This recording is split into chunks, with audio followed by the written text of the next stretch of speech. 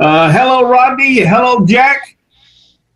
We're going to talk World Championship Wrestling. I think this aired Saturday, June 15th, 1985. A pretty good episode, I thought, of World Championship. Probably one of the best I've seen. How about you guys? Yep, I agree with that. Really, it was a really good show. It opened up. I think this match was from the Omni. I'm not certain, but I think this match was from the Omni. Magnum PA and Dusty Rhodes against Tully Blanchard and Abdullah the Butcher. Magnum reverses an attempted suplex by Tully, and then he gives the tag to Dusty, and Dusty comes in and starts clearing house. And he body slams Abdullah, which seemed like that could have been very detrimental to both of those guys. Yeah. And then the sleeper for Tully, and then it freeze frames and goes. I thought this was a great way to open the show. Yeah. I mean, I thought this was just superb. Tony Schiavone is flying solo on this program.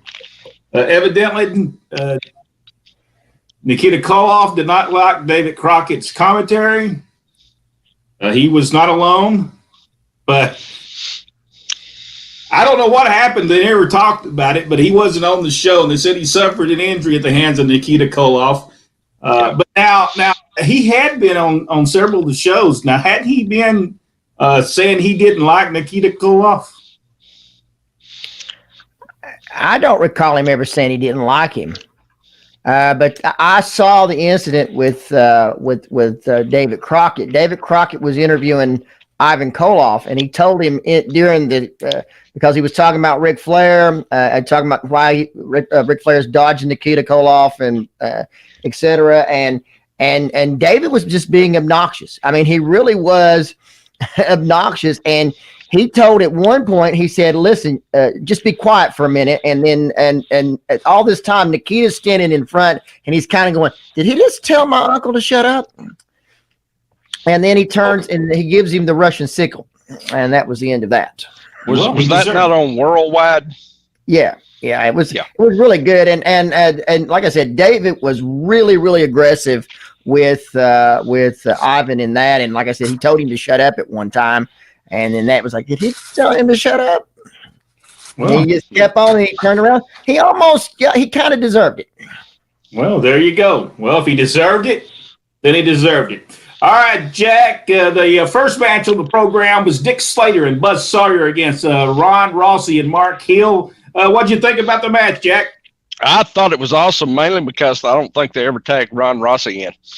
But it was it was very aggressive. It was very well paced. There was not a moment that somebody wasn't doing something. And if you're going to basically just job a guy, this is the way you do it. You know, you don't slow down. I thought it was a great match. Rodney, did you like the match? Yeah, it was pretty decent. And we got to see both Buzz Sawyer's power slam, but unusual is Dick Slater using a figure four. Of course, we find out later on he's working up to the match with he and Ric Flair. So that's the reason I think he used it in that match. Well, then Tony Schiavone interviews Manny Fernandez. The interview made no sense whatsoever. I'm sorry, but I didn't understand what he was even talking about. Did y'all get it, Jack? Did you? No. Did you get this? I didn't. If I could only read lips, I always turn the volume down when he's speaking. So if I could have read his lip, I might have been able to understand it, but I don't read lips. I just didn't get it. He needed to explain it better than he did. I mean, I think he was talking about Vietnam and 15 years too late, but it didn't make any sense. He needed to tell that story just a little better. Then Raging Bull Manny Fernandez went against Randy Barber. He did the double thrust, just a typical Manny Fernandez match. It didn't really stand out to me. How about you guys? Yeah, I agree with that. And Randy was always a good hand. He could have given him a little something and made that match a little bit more interesting. But again, it was a typical Manny match where Manny's not going to give anybody the time of day. So Here's what it is. I found out when you fast forward it and get him going in fast motion, it's a lot better. Hey, I will tell you this. Old Randy Barber got them people riled up at the beginning of the match. They did. I mean, he was showing that he could rile them up. Then Tony Schiavone says that Dusty Rhodes has sustained a serious injury at the hands of Tully Blanchard with Baby Doll. Dusty is coming out. He's wearing dark sunglasses and a huge bandana underneath his right eye. He does this interview. And what did y'all think about the interview from I guess it was supposedly his office, right? Yeah, and playing some David Allan Coe music as they segued into that. I thought it was pretty good. Well, maybe maybe I got this out of context right here. Maybe they showed a match of that, or was this during this? Was this the clip that came up next? Inside, they were talking about what happened with Tully Blanchard and Baby Doll. They don't show what happened on TBS. I guess TBS wouldn't allow it shown. But it actually is from the beginning part where we just saw with Tully Blanchard and Abdullah against TA and Dusty. It was the continuation. A Baby Doll comes into the ring with a wig. She hands Tully Blanchard something, and then apparently they do a number on him. We don't see it. I guess it couldn't pass the censors at TBS. But that is the interview I'm talking about. He did do the interview, and he had photographs behind him. Okay, all right. I had a moment. I had a moment that I didn't think I was right, which could be the truth. Who knows? All right. Then the Boogie Woogie Man, Jimmy Valiant, against Larry Clark. Jack. Oh, I love this match. Jimmy Valiant is just so energetic. And it wasn't a short match, but very entertaining. And I got to hand it to this guy. It's the first time I'd ever seen him, but he did a great job working with Jimmy Valiant. I mean, he was there for everything Jimmy wanted to do, which just makes Jimmy look even better. So it was good. Yeah, Jimmy Valiant always at some point he did kiss Tony Schiavone at the beginning of this. He did. The referee. That was so funny. The referee is smooch too. Yeah, I don't think the referee, Steve Gregory, wasn't his name? Was his name Steve Gregory? What was his name? I don't remember. Whatever the guy's referee's name was, he didn't particularly put it over very well, I noticed. He wasn't going for that at all. Then Ric Flair comes out and does his interview, and this is the first time he mentions Space Mountain on this interview. Right. And then he also talks about Nikita Koloff, Magnum TA, talking about being the world champion, and talks about, they don't talk Dusty this time, but he did definitely talk about Nikita Koloff and Magnum TA on this one. Ric Flair was good in this interview. It was a different interview than he's done before. Don't you think, Jack? Yeah, it was very good. This is what he said in the end. I guess it was almost the end of the interview. He said, I want to do a special announcement to all the tourists that are driving through Georgia. You don't have to go to Florida. Space Mountain is right here. And then he starts the Space Mountain from that point on. And then we get to see Kamala, the Ugandan giant. Actually, it was Keema on this show. They spelled it actually as Kimala. I noticed on the chyron there. With General Skandar Akbar against Alan Martin. Jack? They were every bit as exciting on TBS as they were in Mid-South. Yes. So. I thought it was refreshing to see Kamala and Akbar on the show. It just gave something different to the show. It was somebody we hadn't seen in since it started. But I thought it was a good addition for Kamala, and we could have at least got him an interview out of Akbar while he was out there too, especially asking the reason why he was there. Magnum T at the desk, apparently setting up some matches with TA and Kamala. Of course, they could have showed some stuff, I guess, from Mid-South as well, because the show had just played on TBS, prior to them taking over Sunday nights on World Championship Wrestling, the best of. Hey, I noticed on this, though, Kamala comes from the top turnbuckle and does the big splash from the top. That's right. And because in the Mid-South, it is a disqualification to come off the top rope. Well, I feel pretty bad for Alan Martin when he had to take that thing, because that looked kind of brutal. So I always love the response of the crowd when they see Kamala. I always love the response of the crowd. And he also did the thing where he had to be reminded to turn the guy over after that. I thought that was a pretty good thing as well. And right after that, Magnum TA, and this time return match evidently against Carl Styles. I thought Carl had a chance. I thought it was going to go long. 28 seconds, bell to bell. It was over. Poor old Carl can't win for absolutely losing. Hey, I will have to say this. The guys, the enhancement talent was a whole lot better in this TV show. Tremendously better. And he must have not had a sign up at the front of the studio saying we just need wrestlers. I think they didn't do that this week. I believe I did hear that they were doing the tapings now on Saturday, so that means Mike Jackson's crew would be available for Saturdays and not working Mid-South on Wednesday nights. All right, there, Rodney. After that, Tony Schiavone is interviewing. Hey, by the way, I love this show without David Crockett on it. I thought it was love you, David Crockett, but I thought it was a lot better without him going. Watch it. Yeah, I'm sorry, I just can't stand. Anyway, Buzz Sawyer, Dick Slater come out to an interview, Rodney. Yep. The Slater is out there doing his talking. He's talking about Flair, which I alluded to earlier that he did the figure four in his match. He's talking about Arn Anderson, Ole Anderson, talking about what happened with Brett Sawyer the week before. Just tremendous. And then, of course, Buzz, super intense, certainly. Yes. And then we go, Jack, the NWA National Tag Team titles on the line. Ole and Arn Anderson, the champions, defend their titles right there on television against the Italian Stallion and Chief Joe Lightfoot. Jack, what did you think about this match? I thought that was a great matchup. And Joe was tremendous in this match. I mean, why he wasn't getting used is beyond me, because he was just flawless in this match and looked fantastic. Yeah.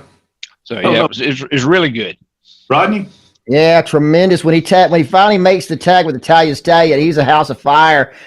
People were really responding. I mean, the Andersons did the right thing, got the heat on Italian Stallion, so they make the tag, and Joe came in, a house of fire. Of course, then he was stopped and then stomped, and then it's all over. Corkbuster, and then the flying knee drop or knee off the top rope from Ole, and then that was the end. Referee actually stopped the match in this one. Well, did y'all see the slow-mo on this top rope knee coming down on Lightfoot? Yeah, I saw it. That seemed like that could have been very dangerous, because he actually came down more on his back than he did his arm. And, man, I'm sorry, but that had to hurt. That had to hurt. Because it just didn't seem like it hit where it needed to hit. But great match. For television, that was a spectacular match. And Ole and Arn showed why they are some of the greats in professional wrestling. They really had a good match with Italian Stallion Joe Lightfoot. Chief Joe Lightfoot had been wrestling for a long time right there in Georgia, because in 1982, I think he was wrestling in Georgia. He was great then. I mean, he didn't get a push either, so it never made any sense. The only thing he needs to do is watch out for those top ropes. You never know when your foot's going to get caught on it. Yeah, he did. Knoxville, Tennessee. He thought Rodney had grabbed his leg as he was jumping over the top rope, and his headdress came over top of his face. It was an embarrassing situation for old Chief Joe Lightfoot, but he was trying to blame someone else. He just got over the top rope. And then Tony Schiavone interviews Tully Blanchard with Baby Doll. I thought this was great. What do you think, Ray? I thought this. Oh yeah, I mean, he really stuck it to Dusty in this one, and I'm gonna just tell you honestly, I think Tully is turned out, as far as I'm concerned, on this show, to really be the top star. I really do, especially with the rivalry with he and Dusty. The interviews are he's not doing any hollering. He's just telling it like it is. Dusty's, you come out here, you said bad things about Baby Doll, and this is what happens to you when you say bad things about Baby Doll. I think one of our insiders was talking about that. Tully actually threw a fireball on Dusty, which we did not see, and I do remember seeing that in other videos. Jack, what did you think about this interview? Because really, what Tully Blanchard was saying was kind of true. He said, Dusty, you come out here and you said something, you got hurt. You did something else, and I hurt you again. And then I hurt you again. I've hurt you 3 times now. What do you think is going to happen to you the next time? I might cripple you next time. That was just tremendous interview by Tully Blanchard. Yeah, it was great. I mean, you know, one of the key things about being an effective heel is that you have to justify why you're such a bad guy. And he does this with every interview that he does. He justifies why he is the way he is. And he did it. He just cemented it here again. I love the way he uses the truth. Now, he may embellish it a little bit. And he uses it to his advantage, but it's him. I love the line to Dusty, bark in someone else's yard. Yep. That's what he told. And I love that line. It was fantastic. Tully was so good this time. Tully. I really, like I said, I think he's shining. I think he's outshining everybody right now on this show. After the commercial, we're back with Tony Schiavone, and for the first time on this program, and I really enjoyed it. That the only problem was, I think the mic must have been in the other room somewhere, and it was Nikita Koloff in street clothes with Ivan standing behind him. From now on, they probably need to put the mic closer to the guys when they're talking. But that's in the Omni. That is actually in the Omni in Atlanta, where the dressing rooms and stuff are. They kind of have a curve because the offices were around in that same vicinity years ago in World Championship Wrestling. It was a good interview, and so I'm gathering Nikita Koloff had a return match coming up with Ric Flair, maybe in the Omni. Good interview. And this was different because Nikita did all the talking. Yeah, and it looked very good with Ivan in the background just nodding his head. Looked very, very good, and it came off just brilliant. I thought Nikita at any time was going to pull the Incredible Hulk thing and rip out of that shirt, though, as tight as them sleeves were. That was awesome. Yeah, he looked good in that thing. He took up almost the whole aisle away. Nikita was really good. Nikita was tremendous wrestler and had it from the beginning. So we have to give him that.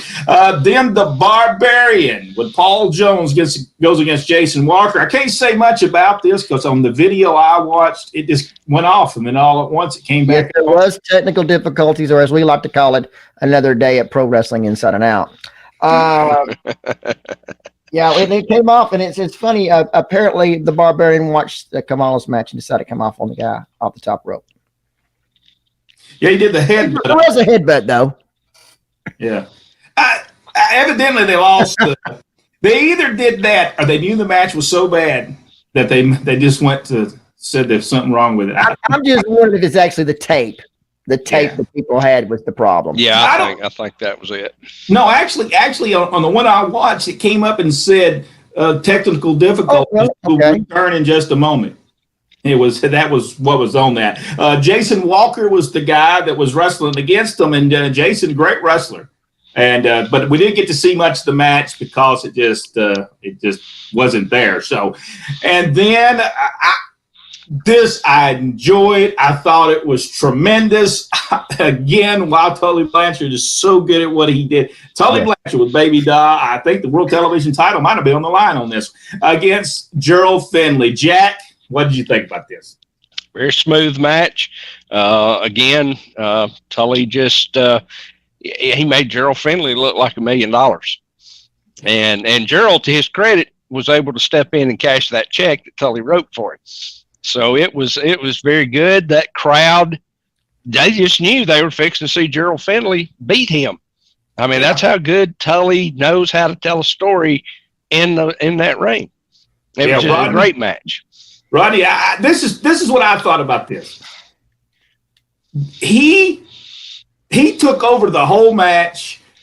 Finally, Tully got mad at him and showed, hey, if I get mad at you, I'm going to whip you and I'm going to beat you. And it told a great story in this match. What did you think, Rodney? This was, like I said, Tully is the star now, as far as I'm concerned. Yep. I think he overshadows everybody, and it's because of what he just did. You look forward to seeing the next Tully Blanchard match. You don't look forward to seeing the next Barbarian match. I won't go any further because I'll be making apologies. But anyway, Tully is. This was perfectly. This is how you do. This is how you put together a TV match right here, and it didn't last long once Tully took back over. Went right into the slingshot, and that was it. And so it was absolutely perfect. Absolutely perfect match. All right, then another great match takes place. Ric Flair's out there with his robe. He's telling him why he's the legend. I'm Slick Rick. I'm Space Mountain. Just awesome interview. And he's running all the people down. He talks about Magnum TA and tells him he needs to get a fancier clothes. He says he don't want that. Magnum TA's got $1,000 and says he can beat him in 10 minutes. He can beat him in 10 minutes. Jack, what did you think about this whole entire angle?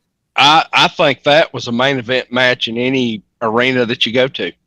I mean, these guys, two guys, top of their game, giving it everything they had in that match. And the crowd response was tremendous because they were seeing a main event match and they realized that. And it was just great. I mean, it was just great back and forth. Flair knew how to make him look good. Magnum knew when it was time for him to give that back. It was just great. Two guys who knew how to work. Now, this was a non-title match, 10 minutes. Ole Anderson comes out during this. And this is what I thought was very interesting in the commentary in this match. He says, I don't know if anybody knows this or not, but I'm just going to let the cat out of the bag. Right here, Ole and Arn Anderson, you're looking at our cousin, Ric Flair. Had they not even told that story? I think they did in Mid-Atlantic, right? Yes. Yeah, I believe so, yeah. But never on TBS, that must have never been told because they made a big deal out of it. That was a powerful moment, I think, on television because for wrestling fans that didn't know, they're going, hey, man, no wonder they like each other so much.